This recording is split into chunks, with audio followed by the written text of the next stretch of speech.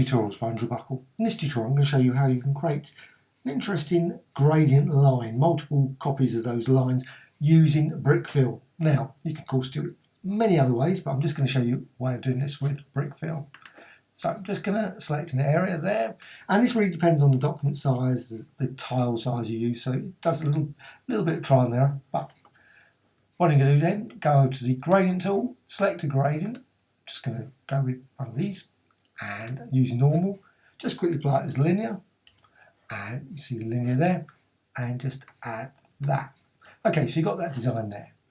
Go to edit and define pattern, click OK.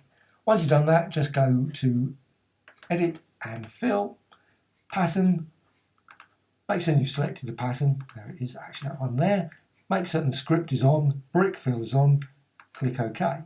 Now the design, actually what you get sometimes doesn't match the actual end result, so that's what I mean about trial and error. Sometimes it works nicely, sometimes it doesn't. Now I'm going to set that to 50, just so it doesn't particularly matter, but spacing, what you can do with spacing and colour randomness all off, so you've actually got, and you can see then the lines, there's the lines, you've got multiple lines there. Now it doesn't particularly work with pattern rotate, you can't rotate that around to make it look nice, it doesn't work like that.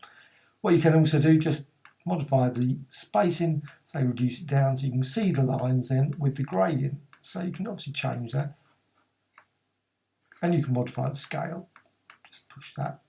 Now, sometimes, like I say, the result doesn't exactly match, so it does require a little bit, depends on the document. So there's the end result. You've got the lovely lines there added very quickly. Of course, once you've got that, what you can do, just go to layer and you can duplicate that and then rotate it around.